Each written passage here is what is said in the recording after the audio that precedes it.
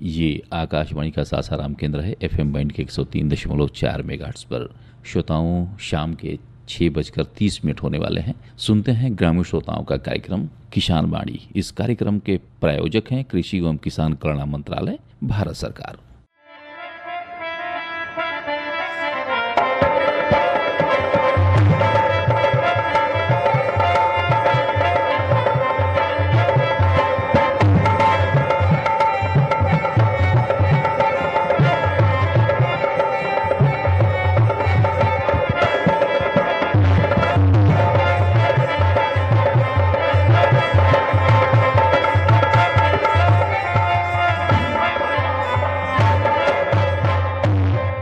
किसान वाणी कार्यक्रम के सब श्रोता भाई बहन के दीनू भाई के तरफ से राम राम। पंचू भाई नमस्कार। नमस्कार दीनू भाई, आज सभी किसान भाई बहन लोग के पंचू भाई के दंडवत। देखिए पंचू भाई, जैसन कि आज एप्पल डे मनावल जा रहा बा। आज राष्ट्रीय एप्पल स्टूडल दिवस, सब्जी खाओ दिवस, आ विश्व मरुस्थलीकरण आ सूखा निवारण दिवस भी है। जी देखिए कितना दिवस आज मनावल जा रहा सब खेती बाड़ी से जुड़ल बा। काहे कि खेती बाड़ी से तो सब बा। देखी पंचू भाई, सेव तो ऐसा चीज है कि कहल जाला कि जे एगो रोज सेव खाई ओकरा डॉक्टर भी कहियो ना जाए के पड़ी। लेकिन जैसे दिवस बा, कोनो भी दिवस बा, जैसे मान ली अभी हमने के एप्पल या सेब दिवस मनावत है, तो आज के एकर महत्व बा कि लोग आज के जो नाश्ता के शुरुआत बा तब एगो सेब से करता जी। तो ई साल में एक दिन आवता, हमने के रोज एकर करे के चाहिए। हमने कहा ई सब रोज दिवस मनावे के चाहिए। दिवस देखी यही खातिर मनावल जाला कि ओकरा प्रति अधिक से अधिक लोग जागरूक होके आ ओकरा बारे में सोचे और करे ताकि शरीर स्वस्थ रहो। ये बात हम कहता नहीं जी कि दिवस तो मनावल जाला एक दिन खाली यही खातिर कि जागरूकता बढ़े। जैसे देखा था नहीं कि बड़ बड़ लोग स्वच्छता अभियान में झाड़ू उठा लेला हाथ में, तो ऐसा बात नहीं है कि वो रोज झाड़ू उठा के रोड बहारत जी ना। लेकिन एकरा पीछे उद्देश्य बा एगो कि भाई लोग एकरा के देखस, जागरूक होकस, ऐसे प्रेरित होकस, साफ सफाई के महत्व समझ। तो वैसे ही अगर हमने के एप्पल स्टूडल दिवस मनावतन जा, चाहे सब्जी खाओ दिवस मनावतन जा, तो एकर मतलब ई बा कि ई हमने के सेहत खातिर बहुत ही फायदेमंद बा। हमने के अपना स्वास्थ्य के प्रति, अपना शरीर के प्रति, अपना सेहत के प्रति जागरूक होखी जा कि हमने के शरीर कैसे निमन रहे। अच्छा, सूखा निवारण दिवस बा, तो भाई सूखा निवारण दिवस पर्यावरण से जुड़ल बा। हमने के अभी पौधा लगाओ, पेड़ बचाओ, पर्यावरण संरक्षण करो, इस सब नारा के साथ कार्यक्रम चल रहा बा। निजी संस्था भी चला रहा बाड़ी सन और सरकारी स्तर पर भी चल रहा बा। अब तो बरसात शुरू हो गई, जितना पौधा लगावे वाला समय बाद शुरू हो गई। लाखों लाख पौधा सरकार के लगावे के लक्ष्य बा जौन की समय पर लौकी। सूखा निवारण में पौधा रोपण या फिर पौधा संरक्षण के बहुत बड़ा रोल बा जी। तो हमने के ये सब पर ध्यान देवे के चाहिए। बहुत कही तो हमने के आगे भी होत रही है सब विषय पर जी। लेकिन अब बताएं कि आज के कार्यक्रम में हमने के का जानकारी लिहल जाई। तो देखी श्रोता भाई बहन, आज रोज की तरह कुछ कृषि खबर जानल जी सबसे पहले देश विदेश में। एकरा बाद आज एगो ओबी सुनवावल जाई। सासाराम प्रखंड के धौ डांड ग्राम में आयोजित विकसित कृषि संकल्प अभियान कार्यक्रम के तहत कृषि वैज्ञानिक डॉक्टर रामाकांत सिंह के विचार जौन की वहाँ के बानी कृषि विज्ञान केंद्र विक्रमगंज में पदस्थापित बनी।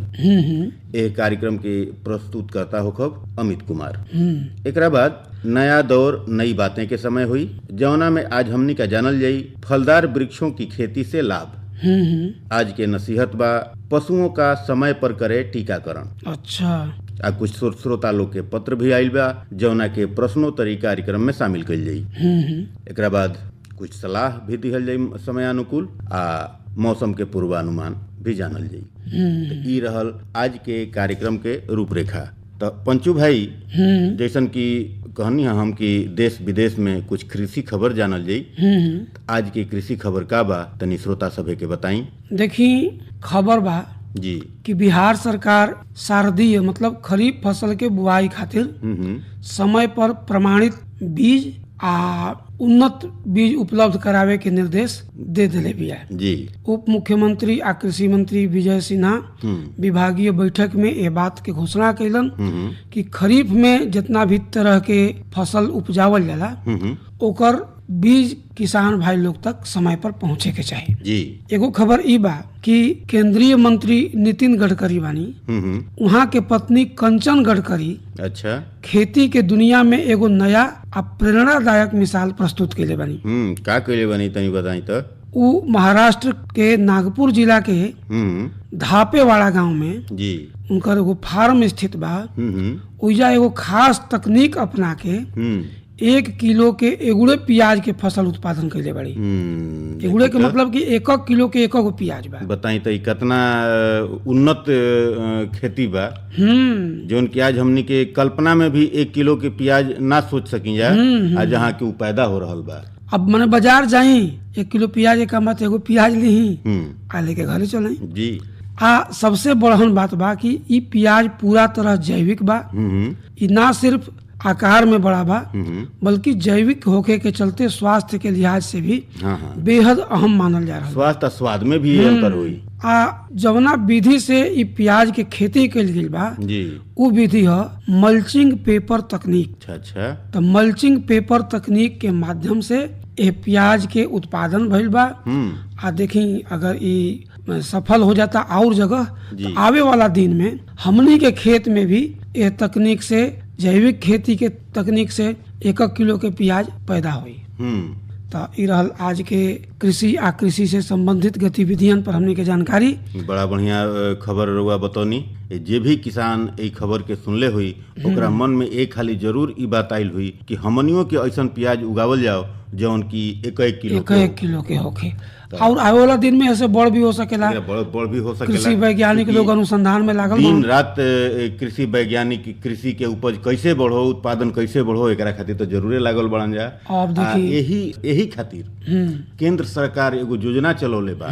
वो योजना के नाम है विकसित कृषि संकल्प अभियान। पहले तक का होत रहा कि जेकरा जरूरत रहा उ कृषि विज्ञान केंद्र पर जात रहा या कृषि विभाग में जात रहा कोनो बात के पता लगावे खातिर या कोनो लाभ लेवे खातिर। और यह विकसित कृषि संकल्प अभियान के तहत सरकार के योजना ई बा कि अधिकारी लोग किसान के दरवाजा पर जा, दुआरे दुआरे घूमत जी। कृषि वैज्ञानिक लोग किसान के दरवाजा पर जा। एमे कृषि मंत्री श्री शिवराज सिंह चौहान भी किसान के दरवाजा पर घूम रहल बा ताकि किसान के उत्पादन बढ़ सको। यही कड़ी में हमनी के सासाराम प्रखंड के घौडाण गांव में विकसित कृषि संकल्प अभियान के आयोजन भई रहे। एकरा में विकसित कृषि संकल्प अभियान के सफल बनावे खातिर कृषि विज्ञान केंद्र विक्रमगंज से वैज्ञानिक लोग के टीम पहुंचल रहे, जौन की खेती के उत्पादन कैसे बढ़ो, किसान के उत्पादन कैसे बढ़ो, एकरा पर लोग बहुत बात बतावल। तो हम चाहब कि किसान लोग के भी सुनवा दिहल जाओ कि जौना से कि लोग लाभ उठाई। रेडियो रिपोर्ट सुनल जी हमनी के। हाँ, तो एकरा के प्रस्तुत कैले बनी अमित कुमार। सुनल जाओ। बीमारी की बात रहेगी, मतलब धान में कौन कौन सी बीमारी रहती है। तो डॉक्टर रमाकांत सिंह हुए, मृदा वैज्ञानिक हैं, सॉइल साइंटिस्ट। जो बिचड़ा हम लोग डाले हैं ना, खेत में घूमिएगा एक बार जा करके अपने से 10-12 दिन का जब बिचड़ा हो जाएगा तो उसमें सफेद तितली उड़ेगी, सफेद रंग वाली। हरा उड़े वो नहीं, सफेद वाली जो तितली उड़ेगी, उस सफेद वाली तितली यही काम करती है कि आई और अंडा देकर नर्सरी के ऊपर अंडा दी और मर जाएगी।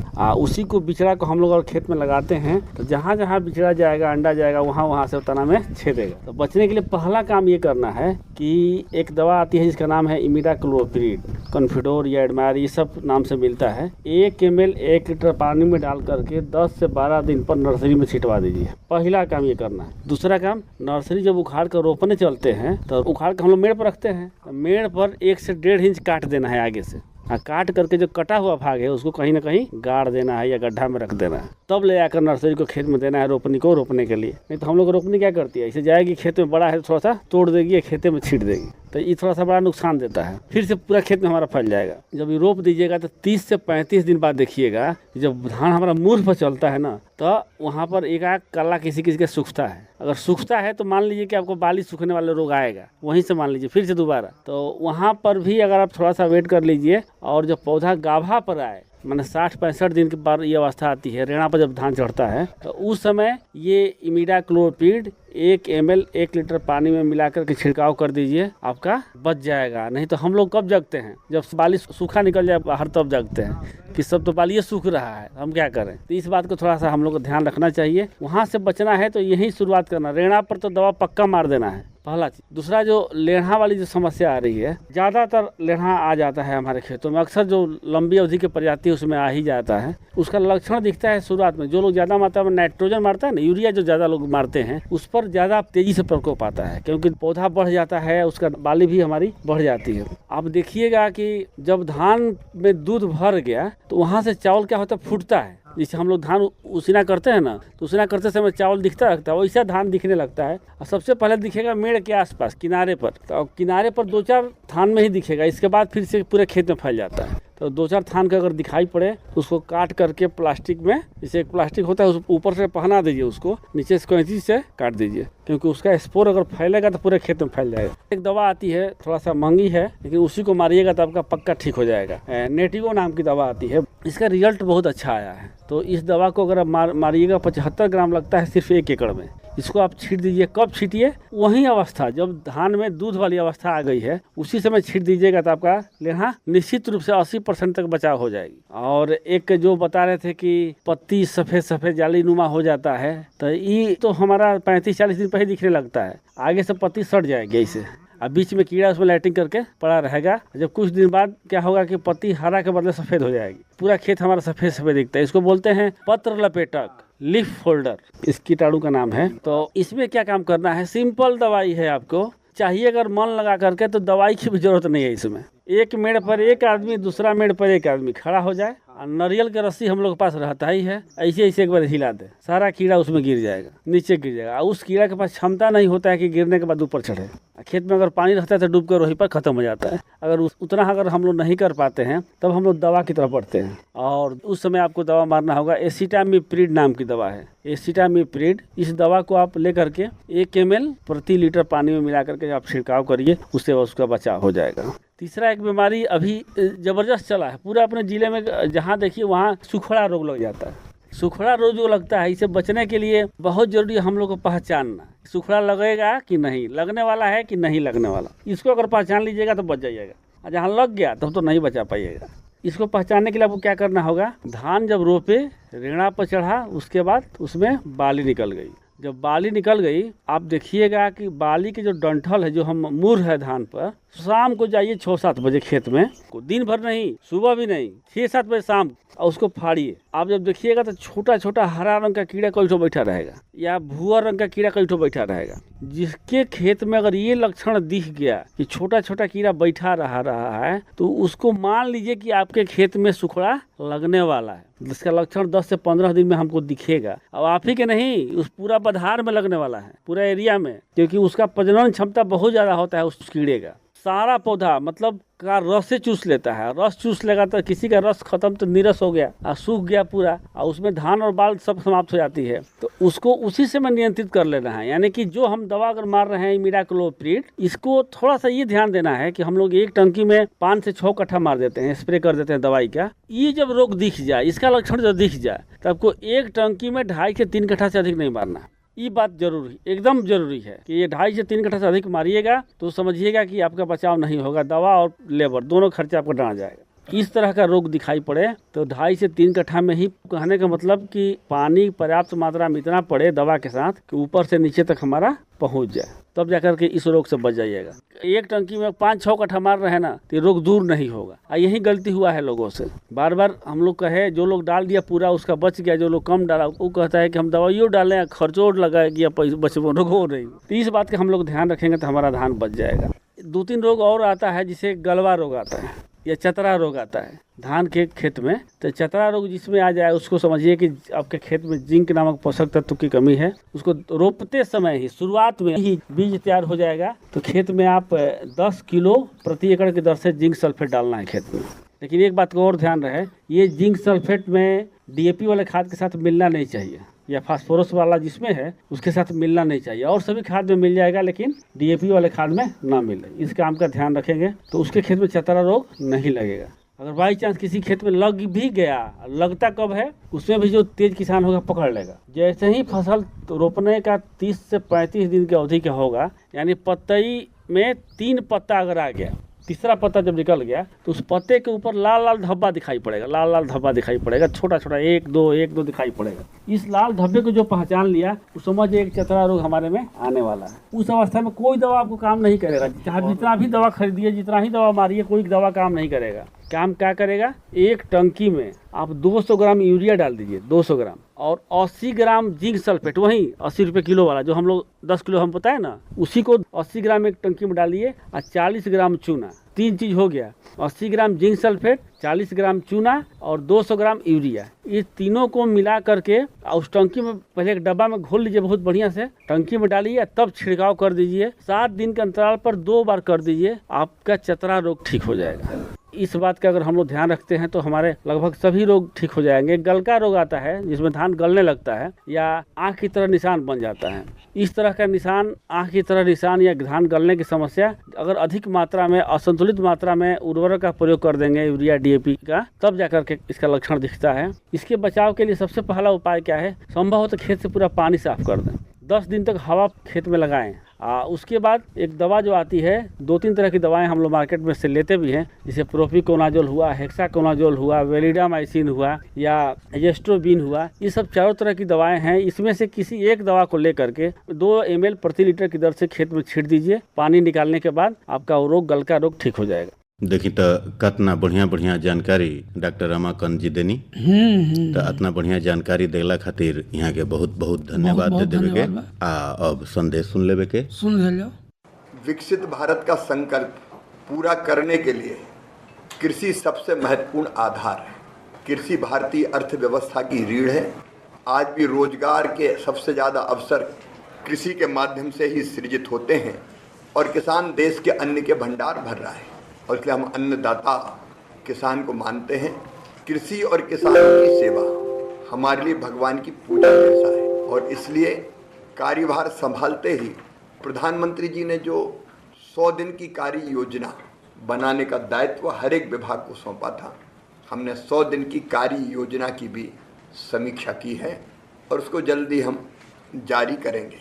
हम सब जानते हैं कि प्रधानमंत्री श्रीमान नरेंद्र मोदी जी अपने 2 कार्यकालों में भी कृषि और किसान उनकी सर्वोच्च प्राथमिकता रहे हैं और किसानों के कल्याण के लिए अनेकों कदम उन्होंने उठाए हैं। मुझे इस बात की भी प्रसन्नता है कि प्रधानमंत्री जी ने तीसरी बार शपथ ग्रहण करने के बाद सबसे पहले हस्ताक्षर अगर किए तो किसान सम्मान निधि की 17वीं किस्त किसानों को जारी करने की फाइल ही उन्होंने साइन की, और उनका सबसे पहला कार्यक्रम अगर तीसरी बार प्रधानमंत्री बनने के बाद हो रहा है तो बाबा विश्वनाथ की नगरी काशी में सिंगल क्लिक के माध्यम से किसानों के खाते में किसान सम्मान निधि डालेंगे।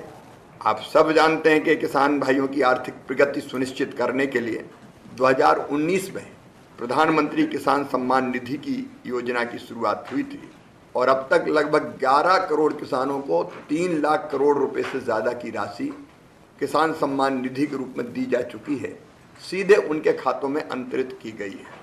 18 जून को प्रधानमंत्री श्रीमान नरेंद्र मोदी जी 9 करोड़ 3 लाख किसान भाई बहनों के खाते में लगभग 20,000 करोड़ रुपए की राशि डालेंगे, हस्तांतरित करेंगे, और उस दिन अन्नदाताओं की खुशहाली के साथ विकसित भारत के संकल्प की सिद्धि का श्री गणेश हो रहा है। प्रधानमंत्री जी के साथ उनका कार्यक्रम तो काशी में होगा, काशी के कार्यक्रम के साथ ही उस कार्यक्रम में राज्यपाल महोदय, उत्तर प्रदेश के मुख्यमंत्री योगी आदित्यनाथ जी, वहाँ के कृषि मंत्री सम्मिलित रहेंगे। देश में अलग अलग स्थानों पर, वैसे तो सभी केवीकी में कार्यक्रम होंगे, कृषि विज्ञान केंद्रों में, लेकिन 50 हमने विशेष रूप से चिन्हित किए हैं जहाँ अलग अलग केंद्रीय मंत्री जाएंगे, वर्चुअली कार्यक्रम से जुड़ेंगे, और वहाँ जो एकत्रित किसान होंगे उस कार्यक्रम के लिए उनसे वो संवाद भी करेंगे। केवल केवीके में नहीं, सभी मंडियों में, ब्लॉक स्थानों पर और कई राज्यों में हर गांव में, ग्राम पंचायतों में इस कार्यक्रम का आयोजन हो रहा है, और लगभग 2 करोड़ किसान फिजिकली और वर्चुअली इस कार्यक्रम में सम्मिलित होंगे। इस कार्यक्रम के साथ साथ एक और प्रधानमंत्री जी का संकल्प है, लखपति दीदी। 3 करोड़ लखपति दीदी हमें बनानी है, 1 करोड़ बन चुकी, 2 करोड़ और। उसी का एक आयाम है कृषि सखी। किसानों की सहायता के लिए हमने कई कृषि सखियों को प्रशिक्षित करके उनको ट्रेनिंग देके तैयार किया है ताकि वो अलग अलग कामों में किसान को खेती को सहयोग कर सके। ऐसी हमारी लगभग 30,000 कृषि सखियों को प्रशिक्षण दिया जा चुका है। ये प्रशिक्षण लगातार जारी रहेगा। कृषि सखियों में अधिकांश सेल्फ हेल्प ग्रुप की बहनें हैं जो हर काम को बहुत गंभीरता के साथ करती हैं, तो उनको भी प्रशिक्षण जिनने पूरा किया है सर्टिफिकेट प्रतीकात्मक रूप से 5 बहनों को वहाँ दिए जाएंगे, लेकिन 30,000 बहनों को अलग अलग जगह ये प्रशिक्षण के सर्टिफिकेट दिए जाएंगे और इस सर्टिफिकेट के बाद वो विभिन्न कामों में किसानों को सहयोग करके लगभग 60 से लेकर 80,000 रुपया अतिरिक्त रूप से साल में कमा सकेंगी, अतिरिक्त आय अर्जित कर सकेंगी। अभी इस कार्यक्रम का प्रारंभ हुआ है, इसको लगातार आगे बढ़ाएंगे। मित्रों, इस कार्यक्रम का सीधा प्रसारण डीडी किसान, माईगव पर वेबकास्ट विकासखंड कार्यालय से लेकर ग्राम पंचायतों, अलग अलग कृषि विज्ञान केंद्रों में और देश भर के 5 लाख से अधिक कॉमन सर्विस सेंटर्स पर भी किया जाएगा। आपके माध्यम से मेरी किसानों से अपील है कि इस कार्यक्रम में वो किसी भी माध्यम से सीधे भाग लेकर अलग अलग स्थानों पर और उसके अतिरिक्त भी विभिन्न संचार माध्यमों के माध्यम से इस कार्यक्रम से और प्रधानमंत्री जी से जुड़ने की कृपा करें। कृषि सखी कार्यक्रम अभी 12 राज्यों में हमने प्रारंभ किया है। गुजरात, तमिलनाडु, उत्तर प्रदेश, मध्य प्रदेश, छत्तीसगढ़, कर्नाटक, महाराष्ट्र, राजस्थान, उड़ीसा, झारखंड और आंध्र प्रदेश और मेघालय में ये शुरू किया है। कृषि में महिलाओं की महत्वपूर्ण भूमिका को देखते हुए कृषि और ग्रामीण विकास मंत्रालय ने एक समझौता ज्ञापन पर भी हस्ताक्षर किए। दोनों मिलके इस कार्यक्रम को चलाएंगे। प्रधानमंत्री किसान सम्मान निधि 6,000 रुपया प्रतिवर्ष किसानों के खाते में सीधे अंतरित की जाती है 3 किस्तों में। इसके साथ साथ जो बहुत महत्वपूर्ण कार्यक्रम है, प्रधानमंत्री फसल बीमा योजना, 4 करोड़ से ज़्यादा किसानों को पीएम फसल बीमा योजना के अंतर्गत आर्थिक सुरक्षा की गारंटी मिली हुई है। मुझे ये बताते हुए प्रसन्नता है कि वैश्विक कीमतों में उछाल के बावजूद भी 11 लाख करोड़ की सब्सिडी उपलब्ध कराकर किसानों को सस्ती दरों पर खाद की उपलब्धता कराने का काम निरंतर जारी है। आज विशेष रूप से मुझे, चूंकि प्रधानमंत्री जी का पहला कार्यक्रम तीसरी बार सरकार बनने के बाद किसानों का कार्यक्रम है, काशी में आयोजित हो रहा है, तो उस कार्यक्रम की जानकारी देने के लिए आज मैंने आपको आमंत्रित किया था। धन्यवाद। श्रोता भाई बहन, अभी हमने का संदेश सुनत रही जा। आज जैसन कि हम कहल रही हाँ कि नया दौर नई बातें के अंतर्गत फलदार वृक्ष की खेती के बारे में हमने के जानल जाई। पंचू भाई बताइहन कि फलदार वृक्ष में कौना कौना वृक्ष की खेती कैला से बढ़िया लाभ हुई। देखिए, फलदार वृक्ष में जैसे आम बा, अमरूद बा, जामुन बा, कटहल बा, ये सब वृक्षन के हमने के खेती कर सकत हनी जा। अभी वन विभाग के नर्सरी से, जीविका के नर्सरी से काफी मात्रा में पौधा भी मिल रहा बा। जी। सबसे बड़हन बात बा कि इस सरकारी जमीन पर और निजी जमीन पर दोनों पर होता। अब वन पोषक के रूप में जे किसान भाई लोग अपना जमीन में अगर पौधा लगावत हन तो उनका के कुछ राशि भी मिले, अनुदान राशि मिलता। एकरा अलावे पंचू भाई अतना सुविधा सरकार दे रहल बा कि अगर रउआ वन विभाग के लिख दी आवेदन देता नी आ जगह के चिन्हित कैले बानी कि हे जगह में लगावे के बा, तो वन विभाग के कर्मी ट्रैक्टर पर पौधा लाद के पहुंचा दे, लेके आवतान, यहाँ तक कि लगा तक के देतान, लगा के चल जातान। तो हमनी के उतने काम बटुए कि वो पौधा के देख रेख करके ओकरा के निमन बनावल जाए। बड़ा बढ़िया बात बतौनी। अब जैसन की हमने के चर्चा बढ़ला कि आज के नसीहत भी जान लेवे के। जी। नसीहत ई बा कि पशुओं के समय पर टीकाकरण करी। समय पर टीकाकरण से पशुओं के सेहत और उत्पादकता पर बहुत अच्छा असर पड़ेला। एकरा से कई गो गंभीर बीमारी से बचाव होला। टीकाकरण के सही समय आ बीमारी के अनुसार लगावे के चाहिए। ऐसे पशुओं के विभिन्न संक्रामक रोग जैसे कि खुरपका, मुंहपका, गला घोंटू, लंगड़ी बुखार आदि से बचावेला। समय पर टीकाकरण से स्वस्थ पशु अधिक दूध देवेलन और उनकर प्रजनन क्षमता भी स्वस्थ रहेला। देखी कितना बढ़िया बात बतौनी। देखी कुछ श्रोता लोग के पत्र भी आयल बा, तो ओकरो के शामिल कर लेवे के। बताई बताई। तो देखी पत्र आइल बा कोचस से, लिखे वाला बड़न राम वृक्ष राय, राम सिंहासन राय, नथुनी राय आ भीम राय। अच्छा, इ लोग के प्रश्न ई बा कि कृषि विज्ञान केंद्र में कौन कौन फसल के बीज मिलेला। बताई। तो देखी श्रोता भाई सबे रुआ सभे के पत्र लिखनी जाए, एकरा खातिर धन्यवाद। आ समाधान रुआ सभे के ई बा कि रुआ सभे के अगर कुछ मुफ्त लाभ उठावे के बा, चाहे कृषि विज्ञान से केंद्र से अगर लाभ उठावे के बा, तो सबसे पहले रुआ उजा जाई, संपर्क करी। उजा रुआ जाई तो अपने आप रुआ समझ में आई कि कौन कौन चीज के बीज उपलब्ध बा, कौन कौन चीज के बीज के दाम लागेला, कौन कौन बीज के मुफ्त मिलेला। तो रुआ सबसे पहले अगर उजा जाई तरा सारा समस्या के समाधान हो जाए। मतलब कैमूर के किसान भाई लोग अधौरा कृषि विज्ञान केंद्र में और रोहतास के किसान भाई लोग विक्रमगंज कृषि विज्ञान केंद्र में जाके एकरा बारे में जानकारी ले सकेलन जी। अब कुछ सलाह बता दिहल जाओ। बताई। तो पहला सलाह ई बा, प्रभाव आधारित सलाह के जोन बा सामान्य रूप में कि खेत में उचित जल निकासी सुनिश्चित करी, कमजोर फसल के गिरे से बचावे खातिर सहारा देही, आसमान साफ होखे पर फफूंद जनित रोग से बचाव खातिर आवश्यकता अनुसार फफूंद नाशी के छिड़काव करी, आ गरज चमक के दौरान खुला खेत में काम करे से बची। एकरा अलावे एगो मौसम के चेतावनी ई बा कि तेज हवा आ जल जमाव के कारण मूंग के फसल में गिरे के समस्या हो सकेला। अधिक नमी आ गीला मौसम के कारण फसल में फफूंद जनित रोग के प्रकोप बढ़ सकेला। तेज हवा गरज चमक के कारण खड़ा फसल आ सब्जी के जौन पौधा बा उ क्षतिग्रस्त हो सकेला। एकरा पर विचार करे के चाहिए, ध्यान रखे के चाहिए। पशुपालन जे कैले बा, अगर गाय पोसले बा तो ओकरा के गलघोटू आ लंगड़ी रोग से बचाव खातिर टीकाकरण करावे के ए घड़ी सबसे जरूरी बा। सब दुधारू पशु में टीकाकरण जरूर कराई। श्रोता भाई बहन, सामान्य सलाह ई जानी कि आगामी दिन में वर्षा के संभावना के देखते हुए खड़ा फसल में सिंचाई स्थगित करी, खाद कीटनाशक के छिड़काव आसमान साफ रहला पर ही करी। लघु संदेश सलाह ई बा कि खरीफ मौसम शुरू होखे से पहले मृदा परीक्षण अवश्य करा ली। मृदा परीक्षण अगर करा ले तो अतना रुआ फायदा जरूर हुई कि कोनो भी खेत में अधिक खाद के इस्तेमाल करे से रुआ बचब। जवन जरूरत बा उहे खाद देव, आ अधिक देला से बिगड़बो करेला। काहे कोनो चीज अति ना होके के चाहिए। तो अब हमनी के चले चले का बेरी मौसम के हाल जान लिहल जाओ। बताई। तो श्रोता भाई बहन, भारत मौसम विज्ञान विभाग द्वारा जारी पूर्वानुमान के अनुसार 18 से 22 जून के दौरान जिला में 1-2 स्थान पर मध्यम वर्षा गरज के साथ बिजली चमके के संभावना बा। अधिकतम तापमान 37 से 40 डिग्री सेंटीग्रेड और न्यूनतम तापमान 26 से 27 डिग्री सेंटीग्रेड रहे के संभावना बा। सापेक्ष आर्द्रता सुबह में 85 से 90% और दोपहर में 25 से 30% रहे के संभावना बा। पूर्वानुमान की अवधि में 20 से 25 किलोमीटर प्रति घंटा के रफ्तार से दक्षिण पूर्वा हवा चले के संभावना बा। तो देखिए भाई, अब तो घड़ी कह रहल बा कि कार्यक्रम के समय और आ रहल बा। आ गइल तो चलल जाओ। चले का बेरी किसान वाणी कार्यक्रम सुने वाला सब श्रोता भाई बहन के दिनू भाई के तरफ से राम राम। पंचू भाई नमस्कार। नमस्कार दिनू भाई, सभी किसान भाई बहन लोग के पंचू भाई के राम राम।